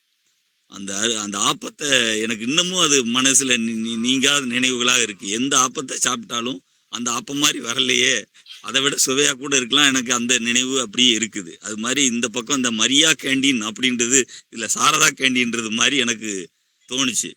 எல்லாருக்குமே அந்த புளிய மரத்துல வந்து காகங்கள் எல்லாம் ஒன்று சேர்ந்து இரவு நேரங்களில் தங்குறது, இளைப்பாறுவது போன்று அந்த பக்கத்தில் இருக்கக்கூடிய இலக்கிய நண்பர்கள், கல்லூரியில படிக்கக்கூடிய எல்லாருக்கும் ஒரு வேடந்தாங்கள், ஒரு புளிய மரம் மாதிரி ஒரு உறைவிடம் மாதிரி அந்த சாரதா கேண்டீன், அந்த மரியா கேண்டீன் அப்படின்னு ஒன்று இருந்துச்சு.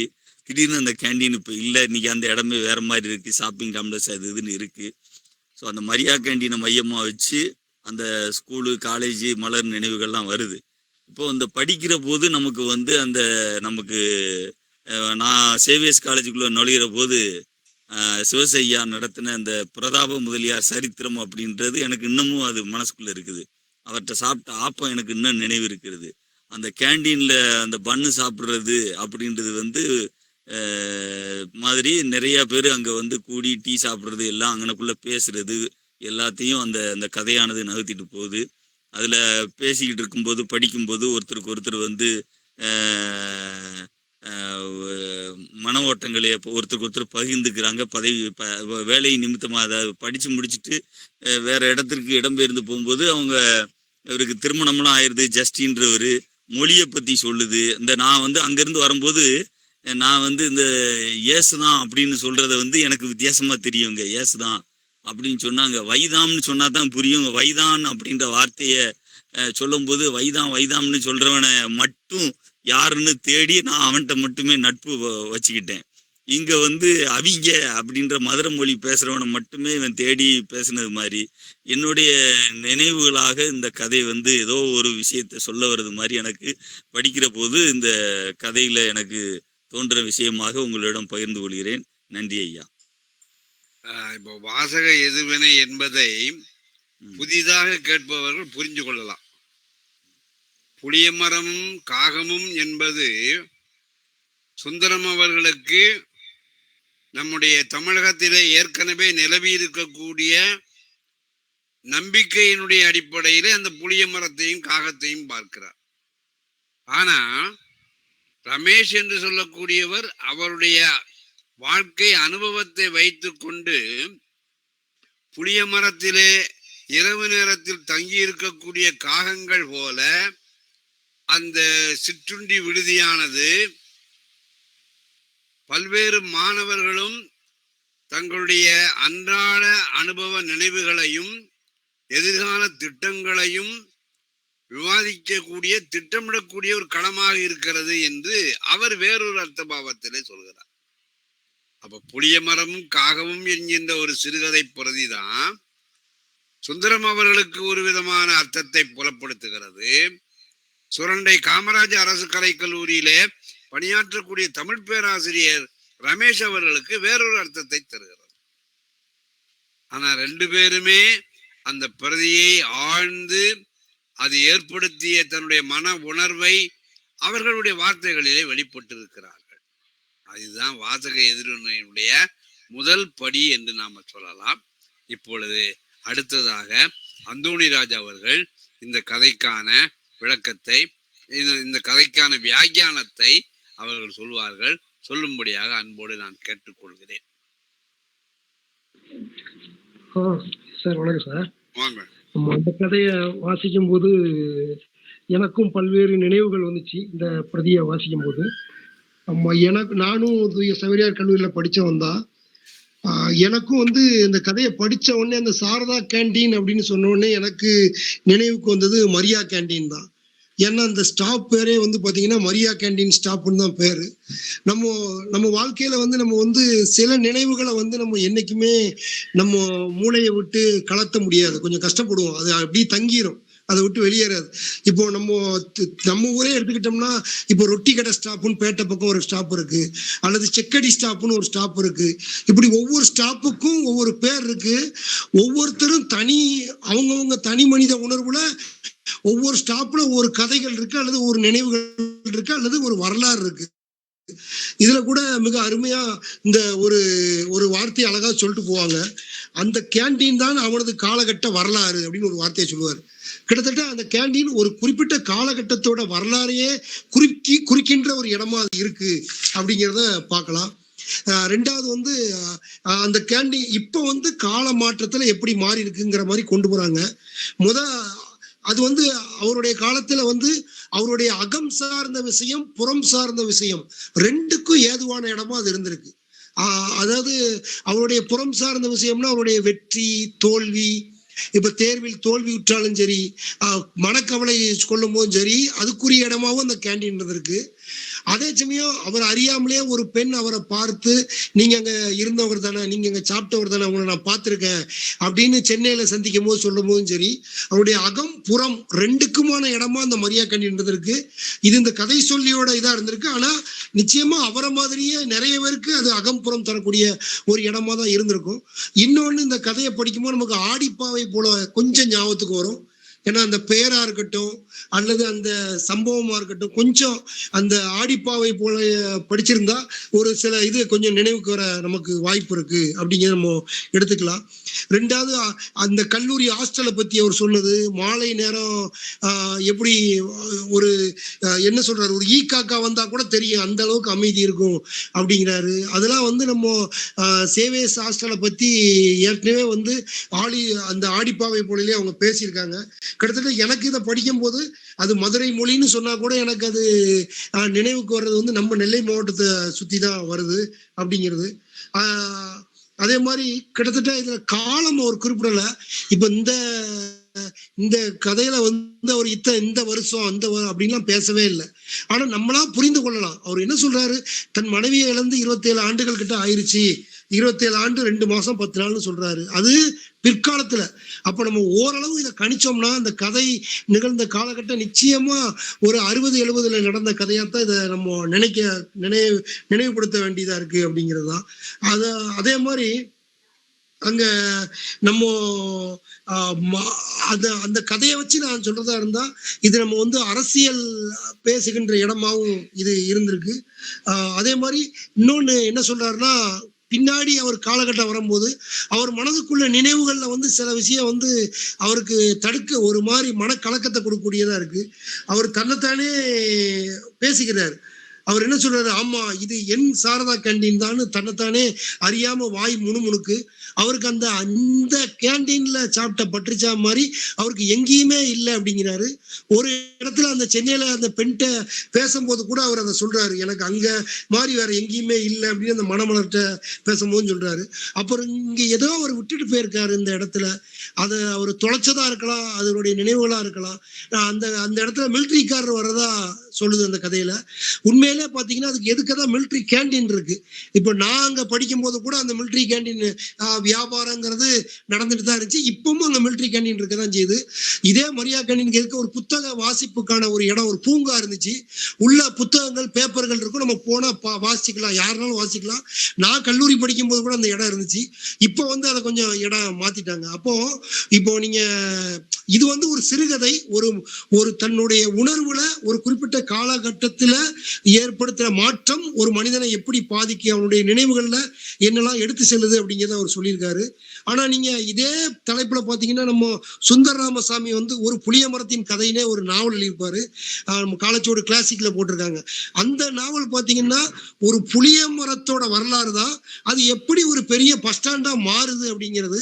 ஆனா அது இந்த அளவுக்கு நினைவு இதா ஷார்ட்டா பேசல. அது வந்து தொழில் சார்ந்த போட்டி, வளர்ச்சி, நகரமயமாக்கம் எல்லாத்தையும் சொல்லி அந்த புளிய மரத்தின் கதை வந்து ஒரு புளிய மரம் எப்படி பஸ் ஸ்டாண்டா மாறுதுன்னு சுந்தர ராமசாமி பேசியிருப்பாரு.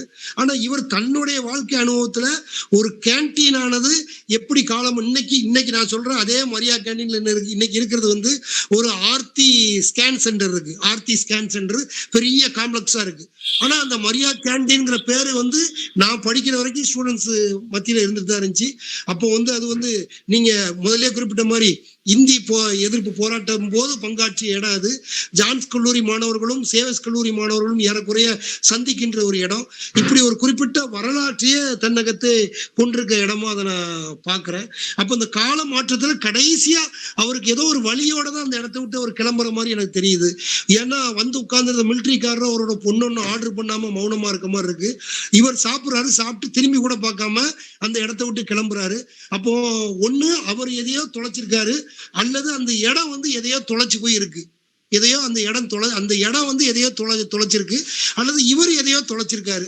அது அகமா இருக்கலாம், புறமா இருக்கலாம் அப்படிங்கறதா என்னோட பாயிண்ட் ஆஃப் வியூ இருக்கு. நன்றிங்க. நன்றி. அந்தோணிராஜ் அவர்கள் இந்த கதையை வந்து ஒரு 60 ஆண்டுகளுக்கு முன்னாலே அந்த இடத்தினுடைய இயல்பு என்ன, இன்னைக்கு 2010களுக்கு பின்னாலே அந்த இடத்தினுடைய தன்மை என்ன, முன்னால நீங்க பார்த்தாச்சுன்னு சொன்னா இப்ப நம்ம திருநெல்வேலி சந்திப்புக்கு பாளையங்கோட்டை வழியாக நாம போகிறோம். ஒரு 1975களிலே இங்க பார்த்தாச்சுன்னு சொன்னால் பாளையங்கோட்டை அந்த வாய்க்காப்பாலம் தாண்டி கொக்கரகுளம் வரைக்கும் ஒரே மருத மரங்கள் தான் இருக்கும். மருத மரச்சாலை, அதற்கு பக்கத்திலே பச்சை நிறை வயக்காடு எல்லாம் அற்புதமா தலையாட்டிக்கிறது. நானும் பேச்சாளர் DC ஜான் அவர்களும் மேடை பேச்சை தயாரிப்பதற்காக அந்த பச்சை வயக்காடுகள் மத்தியிலே வரப்புகளிலே இருந்து சத்தமாக பேசுவோம். நம்ம சத்தமாக பேசுகிற போதுதான், ஒலி வாங்கி முன்னாலே பேசுகிற போது நம்ம தொண்டையானது கரகரப்பு வராமல் இருக்கும், தனக்கே இயல்பான ஒரு குரலிலே இருக்கும். ஆனா அப்படிப்பட்ட பச்சை மருத மரங்கள் எல்லாம் இப்பொழுது நீங்க பாளையங்கோட்டையிலிருந்து திருநெல்வேலி சந்திப்புக்கு போய் பார்த்தீங்கன்னா ஒரே வணிக கட்டிடங்களாக மாறிவிட்டன. விளையாடக்கூடிய இடங்கள், பச்சை வயக்காடுகள், அதை ஒட்டி எழும்பி இருக்கக்கூடிய மருத்துவமனைகள் அல்லது பெரிய பெரிய துணி கடைகள், நகை கடைகள், இவையெல்லாம் அந்த பகுதியை என்ன சொல்றது ஆக்கிரமித்துக் கொண்டிருக்கின்றன. எனக்கு கூட சந்தேகம் வரும், சென்னையில இருக்கக்கூடிய துணிக்கடைகள், நகை கடைகள் மாதிரி இந்த பாளையங்கோட்டை வாய்க்கால் பாலத்தில இருந்து தொடங்கி கொக்கரகுளம் வரைக்கும் ஏன் இவ்வளவு துணிக்கடைகள், நகை கடைகள்? அவ்வளவு தூரத்திற்கு திருநெல்வேலியினுடைய பொருளாதாரம் உயர்ந்திருக்கிறதா அப்படின்னு பார்த்தாச்சுன்னு சொன்னா, இங்க மதிய நேரத்தில் சாப்பிடக்கூடிய உணவு விடுதிகள்ல யார் யார் சாப்பிடுறாங்க அப்படின்னு பார்த்தாச்சுன்னா பெரும்பாலும் மலையாளிகள் அந்த இடங்களிலே சாப்பிடுவார்கள். அப்ப மலையாளிகள் வந்து செல்வதற்கு, வியாபாரம் துணியையோ நகையோ வந்து வாங்கி செல்வதற்கு, சென்னைக்கு போவதை விட திருநெல்வேலிக்கு வருவதற்கு அவர்களுக்கு பஸ் போக்குவரத்தும் ரயில் போக்குவரத்தும் எளிமையாக இருக்கிறது. அதை கணக்கிலே வைத்துக் கொண்டுதான் எங்கள் சாலை ஓரங்களில் இருக்கக்கூடிய அந்த மருத மரங்களெல்லாம் அகற்றப்பட்டு இப்பொழுது பொம்மைகளுக்கு சேலைகளை சுற்றி வரக்கூடிய பார்வையாளர்களை ஈர்க்கக்கூடிய விதத்திலே நுகர்வோர்களை விரும்பி அழைக்கக்கூடிய ஸ்தாபனங்களாக அவை மாறிவிட்டன. இப்ப நீங்க இங்க பார்த்தாச்சுன்னு சொன்னால் அந்த மரியா கேண்டீன் என்பது இப்பொழுது ஒரு பெரிய நிறுவனமாக மாறிவிட்டது. அதை சுற்றி கிருஷ்ணா மருத்துவமனை, Krishna canteen, Aarthi scan centre என்பது வந்து விட்டது. அந்த காலத்துல நாங்க படிக்கிற பொழுது மனகாவலம் பிள்ளை நூலகம் என்று சொல்வோம். சாயந்தர நேரத்துல ஏதாவது பேப்பர்கள், நம்ம கல்லூரி நூலகங்களிலே என்ன வச்சிருப்பாங்கன்னா தினமணி அந்த மாதிரி பத்திரிகை தான் வச்சிருப்பாங்க. தினத்தந்தியெல்லாம் வச்சிருக்க மாட்டாங்க, தினமலர் வாங்க மாட்டார்கள். அப்ப தினத்தந்தியையும் தினமலரையும் வாசிக்க வேண்டும் என்று சொன்னால் அந்த மனகாவலம் பிள்ளை நூலகத்திற்கு நாங்க போவோம். ஆனா இப்ப நீங்க அங்க பார்த்தாச்சுன்னு சொன்னா, அந்தோணிராஜ் அவர்கள் தான் சொன்னார்கள், இப்ப இந்த பயோகேஸ் தயாரிக்கக்கூடிய ஒரு அரசு சார்ந்து இருக்கக்கூடிய ஒன்றாக அது மாறிவிட்டது. அப்ப பழைய கலாச்சாரங்களுடைய வெளிப்பாடுகளாக திகழக்கூடிய இடங்கள் எல்லாமே இன்று வணிக குழுமங்களால் நுகர்வோர்களை ஈர்க்கக்கூடிய வணிக சந்தைகளாக மாறிவிட்டன. இது எதனுடைய தன்மை? இன்னைக்கு அமெரிக்காவிற்கும் சீனாவிற்கும் இடையிலே வரி விதிப்பு என்கின்ற அடிப்படையில் யார் தாங்கள் உற்பத்தி செய்த பொருள்களை விற்பது என்கின்ற போட்டி அவர்களுக்குள் இருந்தாலும் கூட, அது இந்தியாவை பொறுத்தவரையிலே இந்த மாதிரியான ஒரு கிராமத்திற்கே இருக்கக்கூடிய கலாச்சார பண்பாடுகளை வெளிப்படுத்தக்கூடிய இடங்கள் எப்படி பின்னவீனத்துவ காரணத்தினாலே காலனி நாடுகள் பின்காலனியத்தில் எப்படி செல்ல வேண்டுமோ அப்படி செல்லாமல் வணிக குழுமங்களுக்கு இடம் தரக்கூடிய விதத்திலே மாறி போயிருக்கின்றன என்கின்ற படைப்பாளியினுடைய என்ன சொல்றது, ஒரு விசனம், ஒரு அங்கலாய்ப்பு இந்த கதையில இருக்கிறது. ஆகவே வாசக எதிர்வினை என்பதற்கும் நாம் ஒரு விளக்கத்தை பார்த்தோம். இன்றைக்கு இருக்கக்கூடிய காலகட்டத்திலே வணிக குழுமங்கள் எப்படி கிராம பகுதிகளுக்கே இருக்கக்கூடிய அத்தாட்சிகளாக சான்றுகளாக இருக்கக்கூடிய இடங்களை எல்லாம் அவர்கள் வணிகமயமாக மாற்றி கொண்டிருக்கிறார்கள். இதை ஒரு குறிப்பினாலே சொல்ல வந்திருக்கிறார். இப்படி இடமாற்றமானது கல்வி நிலையிலே, மதங்களை பற்றிய பார்வையிலே, அரசியல் பற்றிய பார்வையிலே எப்படியெல்லாம் மாற்றி கொண்டிருக்கிறது என்று சொன்னதை வைத்துக்கொண்டு சொல்லாமல் இது என்னத்தை நோக்கி போகிறது என்கின்ற ஒன்றையும் நமக்கு இந்த புளிய மரமும் காகமும் என்கிற கதைப்புரையானது விளக்குகிறது. இப்பொழுது பாப்பையா சார் இருந்தாங்க, கலை அவர்கள் கலை அவர்கள் சொல்றாங்க. சொல்லுங்க. வணக்கம் ஐயா. நான் இந்த பிரதியை வாசித்தேன். முதல்ல அவர் இந்த பாடத்துல தோல்வியற்ற பின்பு சொல்றக்கூடிய அந்த பேச்சு வந்து ரொம்ப வியப்பா இருந்துச்சு. அந்த நிலையில அவருக்கு அந்த கேண்டீன் எப்படி ஒரு தாய் மாதிரி அழகா ஒரு வார்த்தை சொல்லியிருப்பாரு. அது மடி, தாய்மடி போல அவருக்கு ஒரு மன நிம்மதியை தருது அப்படின்னு சொல்ற விஷயம் வந்து ரொம்பவே மடி என்று அவனை ஏற்றுக்கொண்டது அப்படின்னு சொல்றாரு. அது ஏற்றுக்கொண்டது அந்த சாரதா கேண்டீன் தான் அப்படின்னு சொல்றப்ப வந்து எந்த அளவுக்கு அவர் அந்த கேண்டீனோடு தொடர்புடையவரா இருந்திருக்காரு அப்படிங்கிறது தெரியும். அதே சமயம் வந்து இந்த பெண்ணிடம் பேசிட்டு இருக்கும்போது இந்த டேஸ்ட் வேற எங்கும் வராதுன்னு சொல்கிறீர்களா அப்படின்னு சொல்லும்போது அவன் உறுதியாக சொன்னான் வரவே வராது என்று. அப்படி சொல்லும்போது அந்த உணவையும் குறிக்குது, அவருடைய பழைய நினைவு போனதுதான், அந்த ஒரு இயல்பு இப்போ இல்ல, அந்த அந்த இயல்பா இருந்த நிலை இப்ப எப்படியெல்லாம் மாற்றம் பெற்றிருக்கு, இது அத மாதிரி வரவே வராதுன்னு அதையும் நினைத்து சொல்வது போலவே அதுல வரவே வராதுங்கிறதுக்கு அவ்வளவு அழுத்தம் கொடுத்திருக்காருன்னு தோணுது. அதே போல ஐயா அந்தோணிதாஸ் அவர்கள் சொல்லும் போது கூட சொல்லியிருந்தாங்க, அந்த இடமும் ஏற்றுக்கோ, அந்த இடத்துல உள்ள ஒரு இழப்பாகவே அவரு பார்க்கிறதாக தெரிகிறது. அந்த இடமும் பழைய அவர் நினைவில் இருந்த அந்த அழகினை இழந்து விட்டது போல அவருக்கு ஒரு தீராத எண்ண ஓட்டம் ஓடிக்கிட்டே இருக்கு அப்படிங்கிறத நம்ம தெளிவா பார்க்க முடியுதுங்க ஐயா. அது போக எனக்கு என்னுடைய பள்ளி காலங்கள்ல இந்த புளிய சைக்கிள்ல தான் பள்ளிக்கு போற அனுபவம். 12ஆம் வகுப்பு வரைக்கும் திரு இருதய மேல்நிலை பள்ளின்னு சொல்லிட்டு கயத்தாருக்கு பக்கத்துல இருக்குது. ஸோ அப்ப அங்கெல்லாம் பாத்தீங்கன்னா சைக்கிள்ல தான் போகணும். நம்ம வீட்டுக்கு, நான் என்னோட வீட்டுக்கு நான் மூத்த பொண்ணுன்றதுனால இந்த சைக்கிள் பெல் அடிச்சுட்டா சைக்கிள் எடுத்துட்டு கரெக்டா வீட்டுக்கு தான் போகணும், வேலை இருக்கும் அப்படின்னு.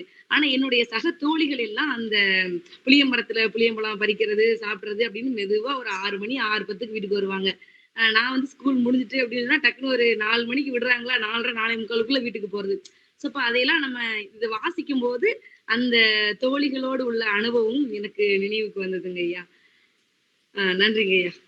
கலை அவர்கள் அவங்க வந்து அவங்களுடைய இப்ப நான் வாசக எதிர்வினைன்னு சொல்லியிருந்தோம் இல்லையா, அப்ப இந்த கதையை எப்படி பார்க்கறாங்க அப்படின்னு சொல்லியாச்சுன்னு சொன்னால் அது தாய் மடி என்று சொல்கிறார்கள்.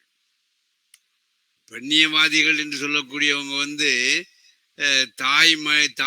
தாய்மை அப்படிங்கிற பண்புகளை எல்லாம் சொல்லி கொண்டு இந்த ஆண்கள் பெண்களை அடிமைப்படுத்துகிறார்கள் என்று சொன்னாலும் கூட யூலியா கிறிஸ்தவா போன்ற பெண்ணியவாதிகள் என்ன சொல்றாங்கன்னா, பெண்மைக்கே இருக்கக்கூடிய ஒரு தன்மை தனித்துவமானது. இப்ப என்னதான் ஒரு குழந்தையை கொடுக்கக்கூடிய தன்மை ஆணுக்கும் பெண்ணுக்குமாக இருந்தாலும் கூட அந்த கருவானது வயிற்றுக்குள் இருக்கிற பொழுது அந்த சிசுவானது என்னென்ன மாதிரியான செயல்களை ஏற்படுத்துகிறது, தோற்றுவிக்கிறது என்பது அந்த பெண்ணினாலே தானே உணர்ந்து கொள்ள முடியும். அவ சொல்லுவா, இப்ப என் வயிற்றை தொட்டு பாருங்க, அந்த குழந்தை அங்கேயும் போகுது, காலால எட்டி உதைக்குது. அப்ப எட்டி உதைக்கிறது அவ சொல்லித்தான் நான் அறிய முடிகிறதே ஒழிய அவள் தன்னுடைய அனுபவத்தின் மூலமாக அறிய முடியும்.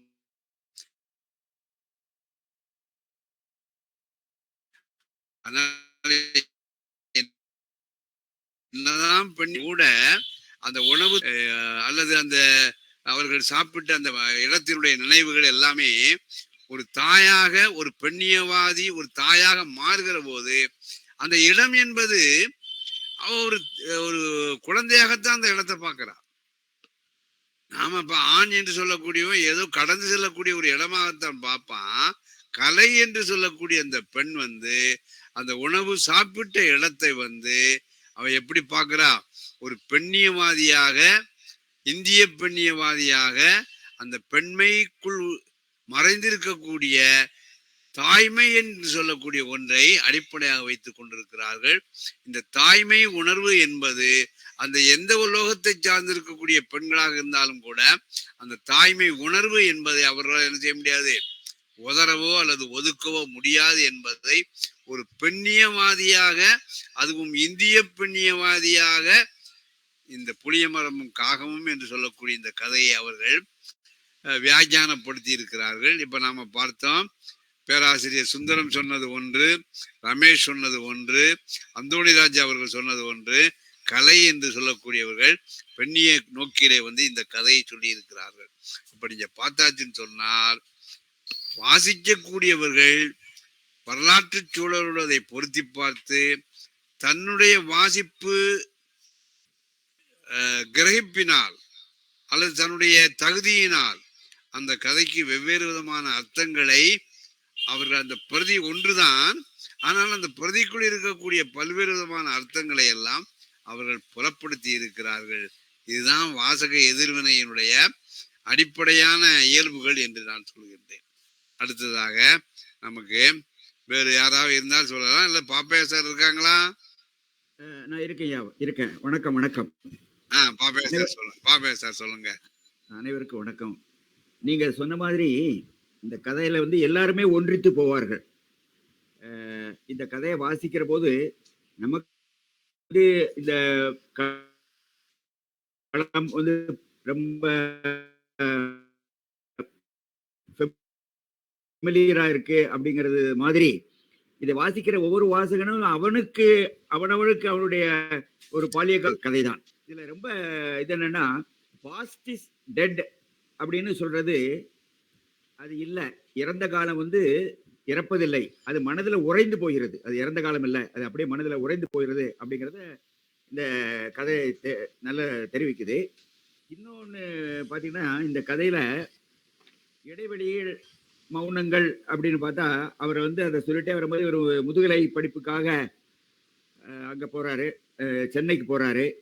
சென்னைக்கு போன இடத்துல அந்த பெண் வழியை அறிமுகப்படுத்தி பேசிக்கிறது நம்ம பார்த்துருக்கோங்கிறத வச்சு அதெல்லாம் அப்படியே வந்துகிட்டே இருக்கிற போது திடீர்னு அவன் மனைவியான போது மணமலர் என்று அவள் பெயரை வாய் நிறைய அழைத்தான். ஆனால் முதல் பிரசவத்தின் போது அவள் இறந்து போனாள். அப்படியே ஒரு ஷாக் மாதிரி இந்த கதையை வாசிட்டே வரும்போது இந்த இடம் வந்த உடனே திடீர்னு இப்படி ஒரு இதை ஐயா இந்த இடத்துல வச்சிருக்கிறாரு. இப்போ இதுல எத்தனையோ கேள்விகள் வருது. அவர் அவகிட்ட ரொம்ப மனசு விட்டு ரொம்ப பேசலை. அவர் வெளியே ரொம்ப ஒரு இன்ட்ராவர்ட்னு சொல்லக்கூடிய மாதிரி அவர் அகவயமாகவே தான் அவர் இருந்திருக்காரு தவிர அதை புறத்தில் அவர் வெளியிட்டது கிடையாது. ஆனா இந்த வரியில வரும்போது அவர் எவ்வளவு தூரம் அந்த பெண்ணை நேசிச்சிருக்கிறாரு, வாய் நிறைய கூப்பிட்ட போது அந்த இதெல்லாம் சொல்ற போது, அப்ப இந்த திருமணம் நடந்திருக்கு. இது பெற்றோர்களில் ஒப்புதல் கொடுத்துட்டாங்களா, அல்லது இந்த பெற்றோர்களுடைய ஒப்புதலை பெறுவதற்கு அந்த ரெண்டு பேரும் ரொம்ப கடினப்பட்டாங்களா? இந்த மாதிரியான சிந்தனைகள்லாம் நமக்கு பின்னணியில நம்ம யோசிக்க வேண்டியது இருக்கு. ரொம்ப சிம்பிளா அந்த இடத்துல மணமலர் என்று வாய் நிறைய அழைத்தான், அந்த பிரசவத்தின் போது அவள் இறந்து போனாள் அப்படின்னு ஒரு பெரிய ஒரு ஷாக்கை வச்சிருக்கிறாரு. இந்த இடத்துல உள்ள இடைவெளியை நம்ம எப்படி வேணாலும் நிரப்பலாம். அந்த திருமணம் கலப்பு மனமா இருந்ததா என்ன, அல்லது அது இப்போ கலப்பு மனம்னா இப்போ அதிகமா கைகலப்பு மனமா ஆயிருது, ஆணவ கொலைகள்லாம் வந்துருது. அதெல்லாம் தாண்டி ஜான் ஒரு கதையினுடைய தலைவன் மணமலரை மணந்திருக்கிறாரு அப்படிங்கிற இந்த ஒரு 2-3 வரியிலேயே நம்ம இவ்வளவுத்தையும் யோசிக்க வேண்டியது இருக்கு. அது ஒரு தமிழனுடைய கதையினுடைய ஒரு முத்திரை. இந்த மாதிரியான ஒரு இதை எழுதுறது. மற்றவரெல்லாம் அந்த சொன்ன மாதிரி இந்த பிரதி கிளைக்கும் பிம்பங்கள் அப்படின்னு நீங்க சொல்றது, இது பல பிம்பங்களை கிளைக்கிறது. இப்போ வெறுமனா நம்ம கேன்டீன் அப்படிங்கிறதோட இல்லாம திருநெல்வேலியிலே சந்திரவிலாஸ் ஹோட்டல் பக்கம் போனோம்னா, ஜங்ஷன் பக்கம் போனோம்னா, புதுமை பித்தன் உட்கார்ந்து இந்த ஸ்டூல்ல உட்கார்ந்து காப்பி குடிச்சிருப்பாரு அப்படின்னு நமக்கு நினைவு அங்க போகுது. அங்க உள்ள இன்னும் அந்த ஸ்டூல் போட்டு வைக்கிற வழக்கம் அந்த சந்திரவிலாஸ்ல இருக்கு. இப்பதான் மாற்றி இருக்கிறாங்க. அப்ப நம்ம அந்த ஹோட்டலுக்குள்ள போனோடனே புது கிடையாது, ஒரு வெத்தலை வாங்கி போட்டிருப்பாரு. நம்முடைய சிந்தனைகள் அப்படி போகுது. ஆக இறந்த காலம் ஒரு நாளும் இறப்பதில்லை, அது மனதில் உறைந்து போகிறது அப்படிங்கிறது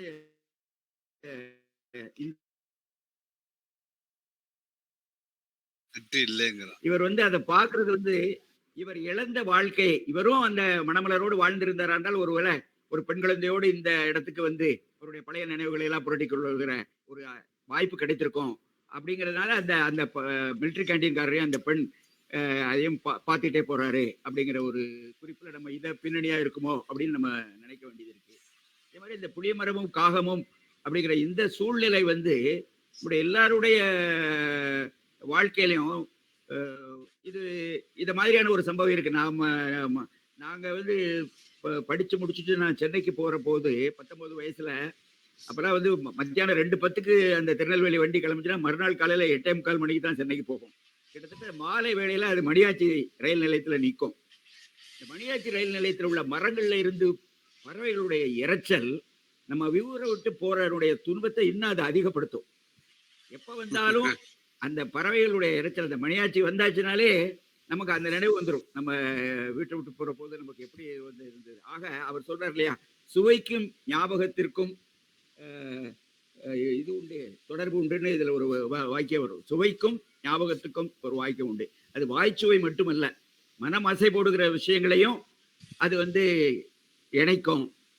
ஆக இந்த கதையில நம்முடைய நமக்கு பழகின களத்துல நமக்கு எல்லா நினைவுகளும் ஒரு அந்த ஏற்கனவே சொல்லியிருக்காங்க. எல்லாருக்குமே அவங்களுடைய உள்ளத்துல இப்படி ஒரு பிம்பம் கிளைக்கிறதான கதை இது. நெஞ்சத்துக்கு ரொம்ப நெருக்கமான கதை தமிழனுடைய இந்த கதை அப்படிங்கிறது என்னுடைய கருத்து. வணக்கம். பொறியாளர் பாப்பையா அவர்கள், அதாவது ஒரு நினைவுகளுக்கு அழிவு இல்லை. ஆனா எல்லா நினைவுகளுமே நம்முடைய மனதிலே நிற்பது இல்லை.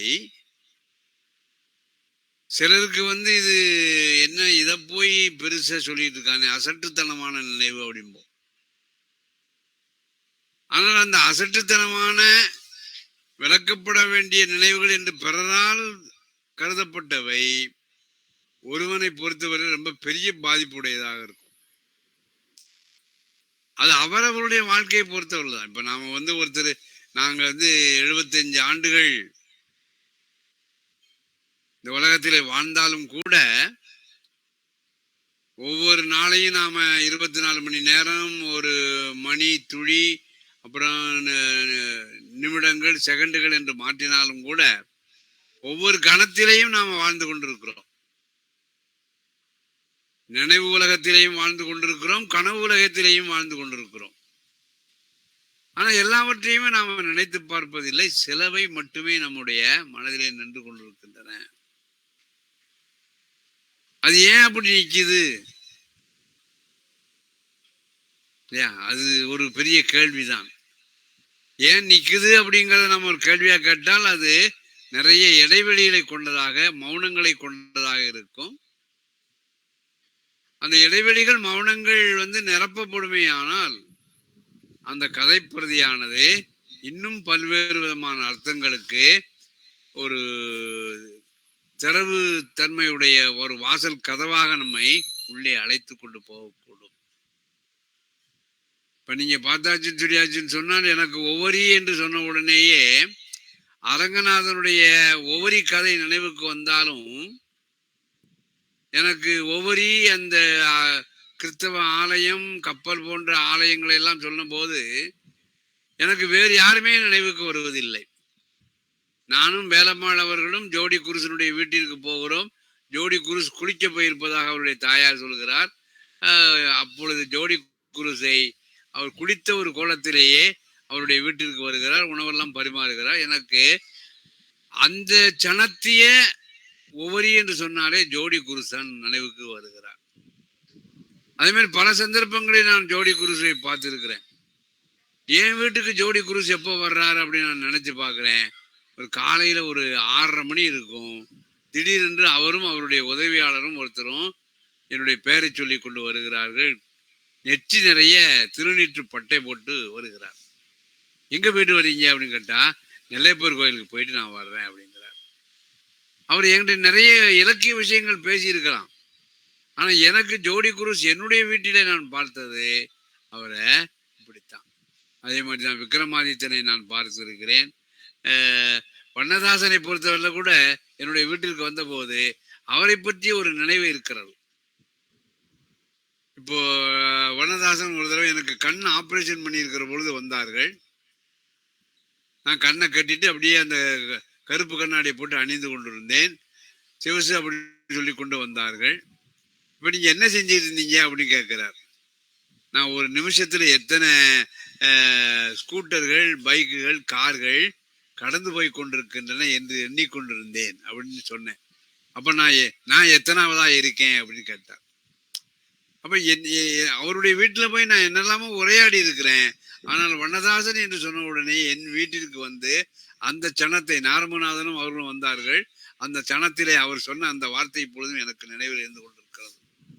இப்படி நம்முடைய நினைவுகள் நாம வாழக்கூடிய காலகட்டத்தில் எத்தனையோ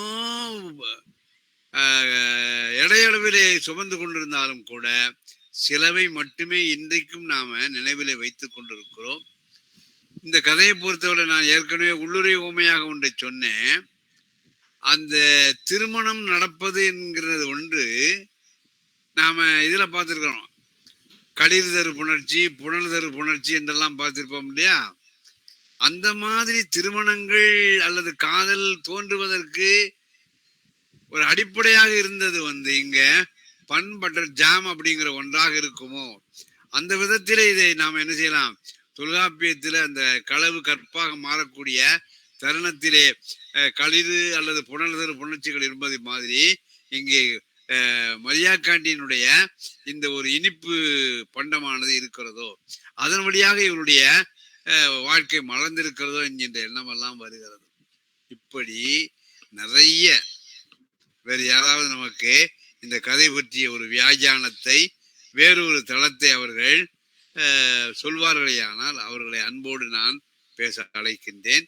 வேற யாராவது பேச இருக்கிறீங்களா? ஏனென்றால் வழக்கமாக வரக்கூடியவர்கள் முத்தையன், ராஜா, அரசு போன்றவர்கள் எல்லாம் இன்னைக்கு சென்னையில அந்த உச்ச நீதிமன்ற நீதிபதி அவர்கள் கொடுக்கக்கூடிய தமிழவனுக்கு கொடுக்கக்கூடிய விருதினை, அந்த விருது விழாவிலே கலந்து கொள்வதற்காக போயிருப்பார்கள். ஆகவே வேறு யாராவது நமக்கு இருந்தால் அவர்களை தங்களுடைய மனக்கருத்தை பகிர்ந்து கொள்ளும்படியாக அன்போடு நான் கேட்டுக்கொள்கிறேன். ஜீமா சொல்லுங்க. சொல்லுங்க லீமா. லீமா சொல்லுங்க. வணக்கம். சொல்லுங்க. எனக்கு அந்த கதையை வாசிச்சதுல எனக்கு இந்த சந்தேகம், அந்த கதைக்கும் தலைப்புக்கும் ஒரு சம்பந்தம் இல்லை என்ற ஒரு இதுதான் இருந்துச்சு. இப்போ அந்த பேராசிரியர்கள் கூறினதுக்கு அப்புறம் எனக்கு அது புரிஞ்சுது ஐயா. இல்லையா? புளிய மரமும் காகமும் என்பதற்கு சுந்தரம் அவர்கள் ஒரு கருத்து சொன்னாங்க, ரமேஷ் அவர்கள் ஒரு கருத்து சொன்னாங்க. இந்த மாதிரி அந்த ஒரு தலைப்பாக இருந்தாலும் கூட ஒற்றை அர்த்தத்துல அது புலப்படல. வாசிக்கக்கூடியவர்கள் வெவ்வேறு விதமான அர்த்தங்களை சொல்லக்கூடிய விதத்துல அந்த தலைப்பே கூட அமைந்திருக்கிறது. வளமையாக நம்ம என்ன செய்வோம்னா, ஒரு சிறுகதை அணுகிற போது கதை சுருக்கம், கதை பின்னல், கதை மாந்தர், கதையினுடைய தொடக்கம், கதையினுடைய முடிவு, அப்படி அதனுடைய மொழி நடை அப்படி சொல்லுவோம் இல்லையா? அதுல இருந்து மாறி வாசக எதிர்வினை என்பது படைப்பாளியை சற்றே தூர தள்ளி வைத்து விட்டு அந்த இடத்தில் படிக்கக்கூடிய தன்னுடைய தகுதிகளை வளர்த்து கொண்டிருக்கக்கூடிய வாசகன் அந்த சிறுகதையை பிரதியை அணுகி அவனுக்கேயான ஒரு அர்த்தத்தை சொல்லக்கூடிய விதத்துலதான் இந்த புளிய மரம் காகமும் என்கின்ற அந்த தலைப்பு கூட நமக்கு அமைந்திருக்கிறது. லீமா அவர்களுக்கு ஓரளவுக்கு இது ஒரு பிடிபட்டு இருக்கிறது, மிகவும் சந்தோஷமாக இருக்கிறது. இன்னைக்கு நமக்கு புதிதாக சில தோழியர்கள் வந்திருக்கிறார்கள். அவர்கள் இந்த கதையை மேலும் படிக்க வேண்டும். யுவராஜா அவர்கள் இந்த கதையை பற்றி உங்களுடைய அபிப்பிராயத்தை சொன்னீங்கன்னா நாம மேலும் கொஞ்சம் விளக்குவதற்கு வாய்ப்பாக இருக்கும். உங்களுக்கு சொன்னது போல வேற பணியில இருந்து இப்பதான் இணைஞ்ச உடனே. சரி, நல்லது நல்லது, நான் புரிஞ்சுக்கிட்டேன். யுவராஜாவினுடைய ஒரு குரலாக பாத்திமா அவர்களும் லீமா அவர்களும் இருந்தார்கள். இன்னைக்கு உண்மையிலேயே நிறைய விஷயங்கள் புலப்பட்டன. ஆகவே நான் சொன்ன மாதிரி அந்த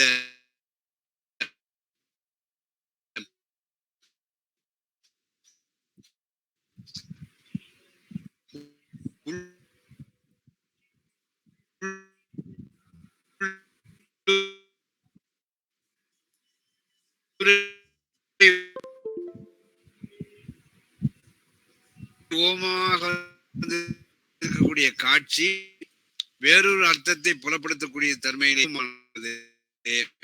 இந்த கதையை இன்னும் நமக்கு வெவ்வேறு விதமான அர்த்த தளங்களை உற்பத்தியாக